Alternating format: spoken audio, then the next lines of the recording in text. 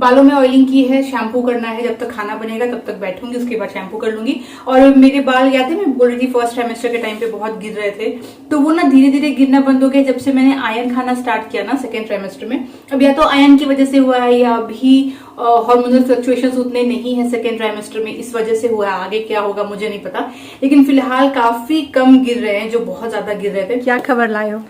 खबर अच्छी भी है और बुरी भी है। क्या हुआ? अच्छी खबर यह है कि गाड़ी फिक्स हो गई है। वो फिक्स हो भी गई? हो गई। वो मुझे लगा होनी बाकी। ले जाओ, मैंने बोला क्लीन करके दो मेरे को अंदर से। बुरी खबर ये है कि जो हमने आउटसाइड मार्केट वाला हेडलैम्प्स लगाया था वो मेन प्रॉब्लम था, वो इस गाड़ी के कंपैटिबल नहीं है, वो ज्यादा वोल्टेज लेता है, तो उसी की वजह से हो रहा है। तो क्या उसने जो पैसा उसमें डाला है अच्छा खासा वो वेस्ट गया। अब वो तो रिटर्न लेगा नहीं। अमेजोन पे ना मैंने एक मैसेज इसलिए देख रही हूँ कि मुझे लग रहा है अंगद ना जाए, उसी की चुगली कर रही हूँ। तो ना मैंने अमेजोन पे बेबी विश लिस्ट बनाई है, ठीक है। उसमें मैं वो सारे आइटम्स डालती रहती हूँ जो मुझे लगता है मुझे खरीदने की ज़रूरत है और मैं लूँगी। तो ऐसे करके मैंने बहुत सारे आइटम्स उसमें डाल रखे हैं। और हमारे पास में 2 अमेजोन अकाउंट है, एक अंगद के पास है, एक मेरे खुद के पास में है। और ये वाला जो बेबी लिस्ट है ना, ये मैंने अपने अकाउंट पर बना करके रखा है और मेरे मोबाइल पर वो ऐप रहता है। अभी मैं देख रही हूँ कि अंगद अपना मोबाइल ढूंढ रही थी, कहाँ गया। फिर मैं गई धीरे से अंगद के रूम में, तो वो ना ऐसे बैठा है चेयर पे, तो ऐसे मेरा मोबाइल पकड़ के बैठा, तो मैं पीछे से देख रही हूँ क्या कर रहा है। तो वो बेबी विश लिस्ट को ना चेक कर रहा है। मैंने उसको बताया था कि ऐसा बना के रखा है मैंने, चीज़ें उसमें सब डाली हुई है, उसको ना ऐसे ऐसे चेक कर रहा है। तो मुझे ऐसा लग रहा है कि वो प्लान कर रहा है उसमें से कुछ सामान खरीद के मुझे देने का। मुझे ये लग रहा है कि वो जो हर मंथ गिफ्ट देता है ना, क्योंकि वो डेट नज़दीक आ रही है गिफ्ट वाली, उससे 1 हफ्ता पहले से उसको टेंशन हो जाती है कि क्या गिफ्ट दूँ, नहीं दूंगा तो ये लड़की, तो मैं तब को पता है मांग के गिफ्ट लेती हूँ, एक्सपेक्ट नहीं करती, मांग के लेती हूँ। तो उसको मुझे लग रहा है कि वो दे रहा है। तो मैं ये सोच रही हूँ कि गिफ्ट उसको मुझे देना है मेरा, और वो उस बेबी विश लिस्ट से अगर कोई गिफ्ट देता है ना, तो वो गिफ्ट मेरे लिए नहीं होने वाला है, वो बेबी का गिफ्ट है। तो आई डोंट नो, मे भी हो सकता है वो ऐसे ही कुछ देख रहा हो, उसमें से लेने का प्लान कर रहा हो बेबी के लिए, अभी से पता नहीं क्या है, पर वो देख तो रहा था। तो मुझे लग रहा है अच्छा अब इसके सारे सोच खत्म हो गए ना। और कल मैंने उसको फादर्स डे के, आपको पता ही है, गिफ्ट मंगाया था, तो उसको ना वो देख के याद आया होगा कि अरे ये लड़की फादर्स डे का सोच के बैठी है और मैं तो इसका जो हर मंथ देता हूँ उसमें भी इसको इतना बोलना पड़ता है, फिर वो गिफ्ट निकलता है। तो वो चेक कर रहा है, लेट्स सी क्या देता है, नहीं देता, जो देगा तो आपको दिखाऊंगी, या उसमें से कुछ लेता है कि नहीं लेता है। पर मैंने पता है कितने आइटम्स डाल रखे हैं, यू वोंट बिलीव, मैंने उसमें 30+ आइटम्स डाल रखे हैं। और आज से नहीं डाल रही हूँ मैं, जब से मुझे चला है पता, मैंने कंसीव किया ना, उसके बाद से मैं चालू हो गई हूँ कि क्या क्या चीज़ें मुझे ज़रूरत है लेने की और क्या क्या चीज़ें मिलती हैं अमेजोन पे, और सब का एक विश लिस्ट तैयार करके रख दिया है, और उनमें से जब लेना होगा तो ले लूँगी। आज जो घर में सब्जी पड़ी है ना, वो हमारे घर कभी नहीं बनती है क्योंकि अंगद को पसंद नहीं है, और ये जो बनी हुई है वो भी प्लान वे में नहीं बनी है। क्या बनी पहले वो देख लीजिए, आलू सीम की सब्जी बनी है। ये अंगद को बिल्कुल पसंद नहीं, तो कभी नहीं आता, पता नहीं। अब अंगद ने बिग बास्केट से सब्जियां ऑर्डर करी थी, तो ये कैसे आ गई और कैसे ये हमारे फ्रिज में पहुंच गई, नो आइडिया। जब मैंने फ्रिज खोला देखा सब्जी पड़ी हुई है, तो मैंने बनवा दी। अब अंगद कह रहा है ये क्यों बनवाई, तो मैं खाता ही नहीं हुई, तो मैंने मंगवाया ही नहीं, पता नहीं जादू से कहाँ से फ्रिज में आ गई। साथ में है दाल, वाह आज की दाल तो बड़ी अच्छी लग रही है, ये गर्म है एक्चुअली, राइस एंड चपाती। तब से सोच रही हूँ चाय ले लेती हूँ, अब हो गया, कुक भी चली गई, भूख लगी है, खाना खाएंगे, बाल धोना है, शैम्पू करना है, लेकिन कुछ ना कुछ काम में तब से लगी पड़ी हूँ। अभी याद आया कि कल जो वॉशिंग मशीन में कपड़े धोए थे, याद है मैंने कहा था अंगद आएगा तो निकालेगा कपड़े वहां से, पर उसका मीटिंग था तो रह गया। अभी सुबह अभी याद आ रहा है कि अरे कपड़े तो उसी में। तो चलिए अच्छा है कि सूखे हुए हैं, गीले वाले होते तो महक जाता। खाना खा लिया, सामने पड़ा है ये आम, इतना खाने का मन करता है लेकिन ये पक ही नहीं रहा है, मतलब इसमें तो 100% श्योरिटी आ गई है कि कार्बाइड नहीं था। ये वाला थोड़ा सा लग रहा है पर अभी भी कच्चा है, मतलब अभी लगेगा, इसको तो 2 दिन लगेगा, इसको तो पता नहीं 3-4 दिन लगेगा। लंच करने के बाद मन करता है ना खाए, अभी रुक जाते हैं थोड़ा दिन और। बात करते हैं उस बारे में जो आपने पढ़ा है टाइटल में कि सेकेंड ट्राइमेस्टर में क्या क्या कॉम्प्लिकेशंस मुझे आ रहे हैं, आ चुके हैं, वो सब के बारे में बताने जा रही हूँ, तो बिल्कुल स्किप मत करिए। सेकेंड ट्राइमेस्टर देखिए मेरा अभी भी चल रहा है, खत्म नहीं हुआ है, ऑलमोस्ट अब थोड़ा ही टाइम बचा है, उसके बाद थर्ड ट्राइमेस्टर स्टार्ट हो जाएगा। तो 20वां हफ्ता जब था तब मैं गई थी एनिमल स्कैन के लिए, मैंने व्लॉग बनाया है, आपने देखा होगा। उसी दिन मेरा ग्लूकोज टॉलरेंस टेस्ट भी हुआ था। पहले हुआ था फास्टिंग में, शुगर टेस्ट किया गया था, बाद में पिलाया गया था 75 ग्राम ग्लूकोज, उसके 3 घंटे के बाद रिपीट टेस्ट किया गया था और रिपोर्ट उस दिन शाम को ही आ गया था। पर मैंने रिपोर्ट में क्या आया वो आपसे शेयर नहीं किया। इसका एक बहुत बड़ा रीजन ये है कि यूट्यूब में आपने देखा होगा जब भी मैं प्रेगनेंसी जर्नी या कोई मेडिकल जर्नी मेरी चल रही होती है ना, तो मैं हड़बड़ा के आपको नहीं बताती हूँ। मतलब छोटी छोटी बातें बता देती हूँ, ये शॉपिंग किया, ये खाया, हर एक छोटी मोटी बातें जो लाइफ में चल रही बता देती हूँ। पर जब बात आती है हेल्थ की, स्पेशली प्रेगनेंसी जर्नी में कॉम्प्लिकेशंस की, तो ऐसा नहीं है कि हुआ और आकर के बस वीडियो बना दिया। जबकि काम मेरा देखिए एज अ व्लॉगर वही है। हमारा क्या काम होता है, ऐसा व्लॉग बनाए जिससे व्यूज अच्छे आ जाए और लोगों को लगे वाह बड़ा ही कैची है थंबनेल टाइटल, तो चलो देखते हैं क्या हुआ। पर मेरा मानना है स्पेशली प्रेगनेंसी में ना, कि ऐसे हड़बड़ा के अगर वीडियो बना दिया जाए मेडिकल कंडीशंस के ऊपर में, जो देखने वाले हैं उनमें से बहुत सारे लोग ऐसे हैं जो घबरा जाएंगे। बहुत सारी लेडीज मुझे ऐसा देखती हैं जिनको उतना समझ में नहीं आएगा, डर जाएंगे, कोई सपोर्ट सिस्टम नहीं है। तो इसीलिए जब जवाब है ही नहीं मेरे पास, तब तक मैं आगे प्रॉब्लम्स रखती नहीं हूँ। और मुझे पता है जवाब मिल जाएंगे, सब कुछ मैं समझ जाऊंगी, उसके बाद एज एन इन्फॉर्मेशन शेयर करूंगी। खैर, तो 20वां हफ्ता में जब वो रिपोर्ट आया जीटीटी का, तो उसमें मेरा जो टेस्ट है मैं उसमें फेल हो गई। फेल होने का मतलब क्या है, देखिए जब आप करवाते हो ग्लूकोज टॉलरेंस टेस्ट, तो उसमें 3 चीजें होती हैं।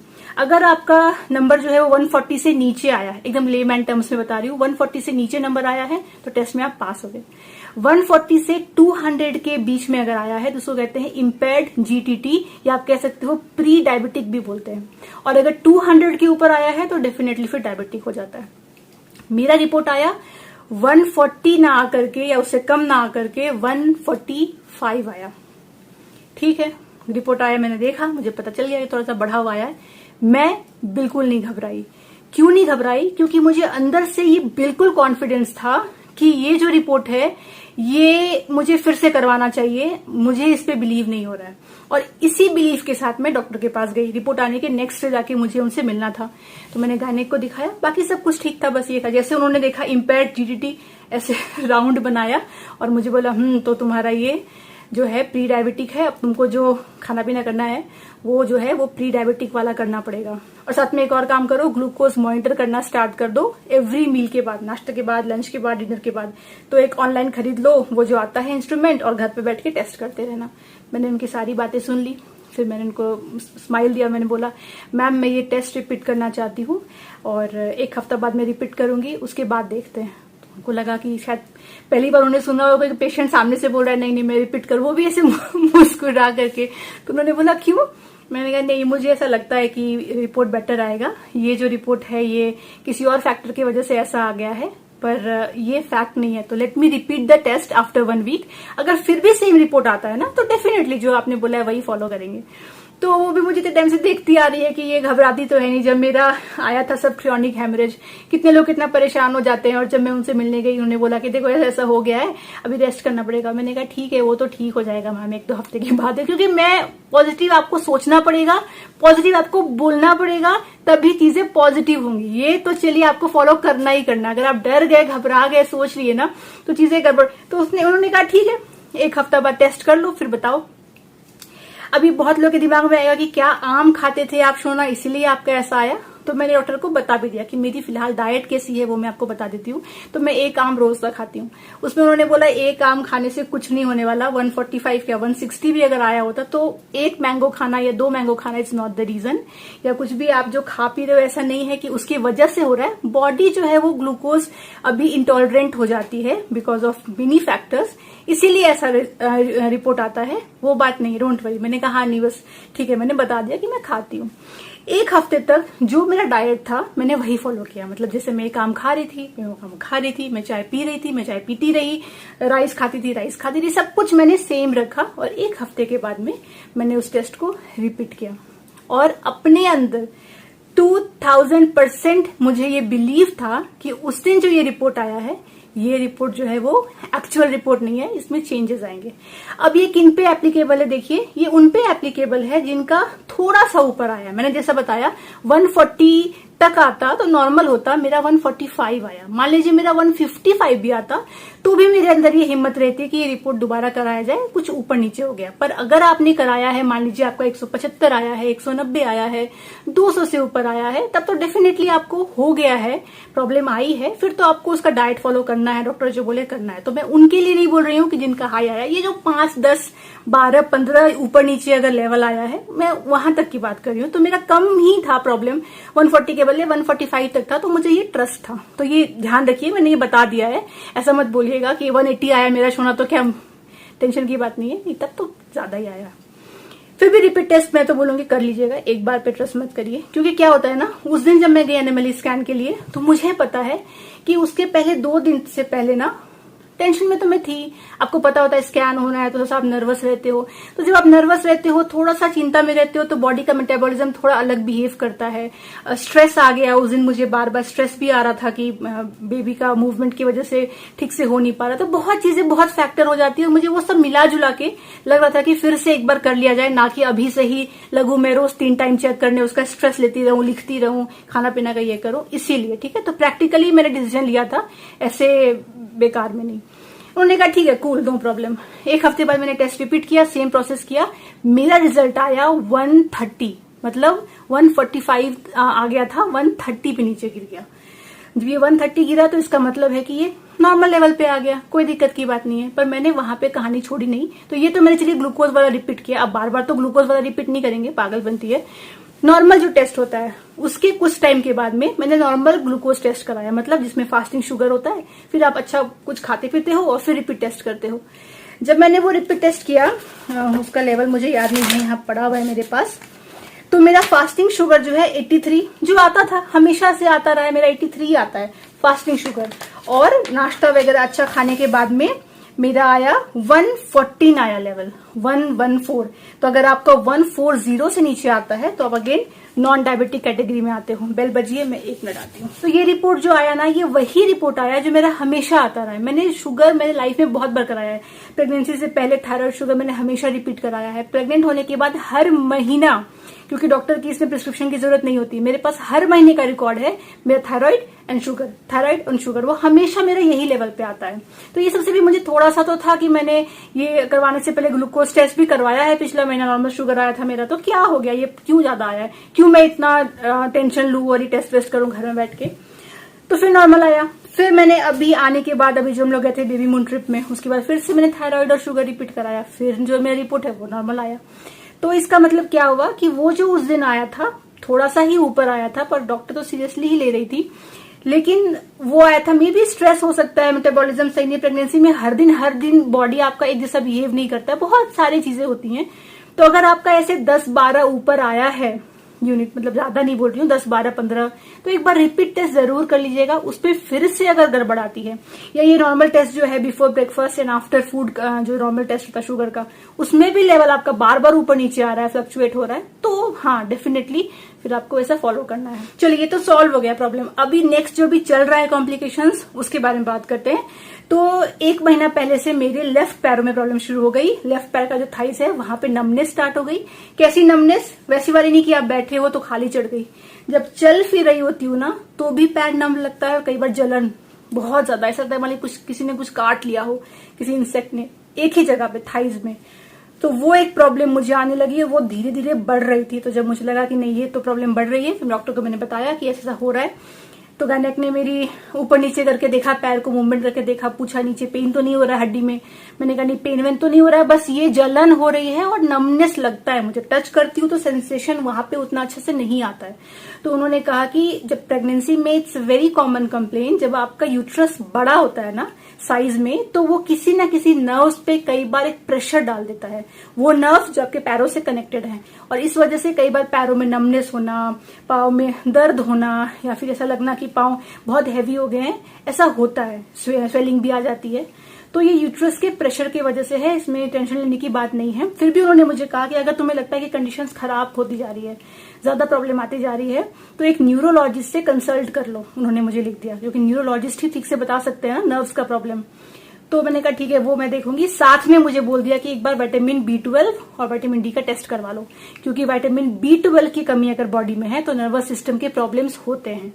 तो डी का टेंशन तो मुझे था नहीं, डी मैंने हमेशा करवाया है, जब भी हर 3 महीना पे 6 महीना पे रिपीट जब भी किया है तो मैं नॉर्मल आया है। क्यों? क्योंकि 3 साल पहले एकदम बॉडी से खत्म हो गया था, मुझे इंजेक्शंस पड़े थे, तब मेरा लेवल जो है डी का सही हुआ था।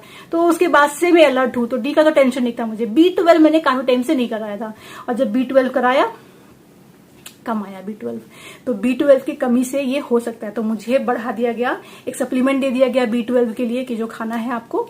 और ये नमनेस के लिए मुझे दवाई और एक बढ़ा दी गई, जो आपने सुना होगा कि ब्लड थिनर की तरह काम करता है आपके बॉडी में। तो वो दवाई का नाम है इकोस्प्रिन। बहुत कॉमन है प्रेगनेंसी में, सुना होगा। इकोस्प्रिन बेसिकली आपके बॉडी में जो ब्लड का सर्कुलेशन है आपके बॉडी में और आपके बच्चे तक पहुंचाता है अच्छे तरीके से।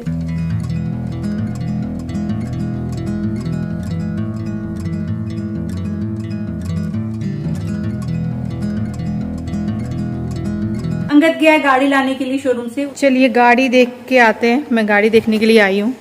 फाइनली रिपेयर हो गया है और ये जो सामान है ना सारा जो देख रहे हो आप झोले में, वो गाड़ी का सामान है जो हमने हटा दिया था।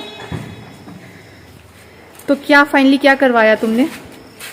फाइनली ये हुआ कि गाड़ी का जो डिफॉल्ट लैंप था वो चल गया। मेन प्रॉब्लम था हमारा नॉन स्टैंडर्ड जो हमने आउटसाइड मार्केट से डाला था वो वाला। वो बोल रहा है कि वो मतलब ज़्यादा ही हाई पावर था जो गाड़ी सपोर्ट नहीं करती, इसीलिए ये प्रॉब्लम हो रही थी। तो मैंने क्या किया है उसको एक्सचेंज कर दिया। लकीली शॉपकीपर मान गया एक्सचेंज करने के लिए, और जो स्टैंडर्ड पावर रिक्वायरमेंट के मिलता जुलता था वैसा वाला मैंने डाल दिया। इस बार अच्छा ब्रांड वाला लिया ना, अच्छा क्वालिटी का ब्रांड का डाला है। पिछला बार थोड़ा नीचे वाला था। हाँ। देखो तो ऑन करके कैसा लाइट आ रहा है। तो अभी फ्लिकर नहीं हो रहा, कुछ प्रॉब्लम नहीं हो रही? नहीं कुछ भी नहीं।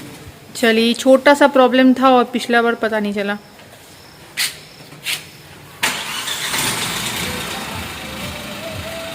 हाँ सही है, लाइट तो बहुत अच्छी आ रही है। ठीक है, इतना ही है जितना पहले वाला पावरफुल था वैसा ही है। हाँ, सही है एकदम ये वाला। हल्का सा येलो। हाँ हल्का सा अलग अलग है। हाँ हाँ।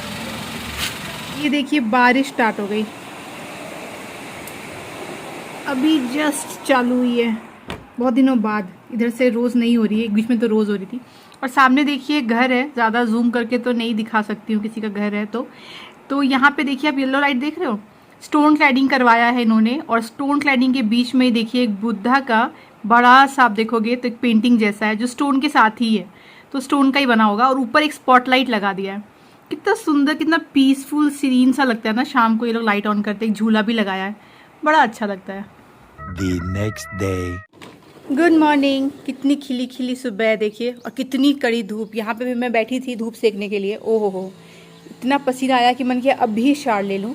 पर दिखने में कितना अच्छा लग रहा है ना, सब कुछ फ्रेश लग रहा है क्योंकि कल बारिश हो गई ना तो सब कुछ धुल जाता है और ग्रीनरी और अच्छी हो जाती है। कल मैंने व्लॉग एंड तो किया नहीं, एडिटिंग कर रही थी अभी तो देखा, क्योंकि रात को बैटरी ऐसी डाउन होती है ना। किसी किसी दिन ठीक ठाक रहती हूँ, किसी किसी दिन लगता है कि यार थक गई, उसके बाद बस लेटी रहूंगी टीवी देखती रहूंगी, तो वो रह जाता है एंड करना। एनीवेज अभी मुझे आज शूट करना है एक ब्रांड के लिए वीडियो, और उसके लिए जो मुझे आलस आ रहा है ना, मतलब व्लॉग बनाने में नहीं आता है ऑफकोर्स, पर स्पेसिफिकली ब्रांड के लिए कुछ शूट करना हो, उसके लिए तैयार होना है, उसके लिए समय निकालना है, बहुत सारे टेक लगते हैं। वो सोच के मेंटली मुझे लग रहा है कि अरे यार, और मैं 2 दिनों से टाल भी रही थी कि करूंगी करूंगी करूंगी, पर अब तो आज करना ही पड़ेगा। मुझे रिमाइंडर भी आ गया है, तो उसके लिए कपड़े डिसाइड करूंगी। मेरी कुक भी आज थैंक गॉड जल्दी आ गई है, अभी आ गई, अभी 10:30 बज रहे हैं, तो उसका काम तो 11:30 तक हो जाएगा। तो फटाफट क्या होगा ना कि मैं फिर शूट का काम स्टार्ट करूँ, क्योंकि खाना वाना खा के दोपहर में करना है अगर मैं सोचूँ ना तो हो सकता है कि ना भी हो पाए पॉसिबल।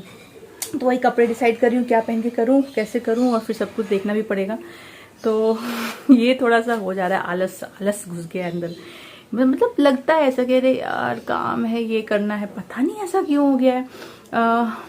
खैर तो चलिए इसी के साथ मैं आज का ब्लॉग यहीं तक रखती हूँ। आशा करती हूँ आपको अच्छा लगा हो। मैं मिलूंगी आपसे अगली बार, तब तक आप लोग अपना ख्याल रखिए, मेरे वीडियोस को देखते रहिए। और वीकेंड आने वाला है तो आप सभी को हैप्पी वीकेंड। मैं भी सोच रही हूँ कहीं तो जाऊँ, कुछ तो प्लान करूँ। अब सेकेंड ट्राइमेस्टर का ये कुछ जो वीक्स बचे हैं इसमें थोड़ा सा मजा मस्ती घूम फिर लिया जाए। देखते कहाँ जाते हैं, जहाँ जाऊँगी शेयर तो करूँगी। Bye bye.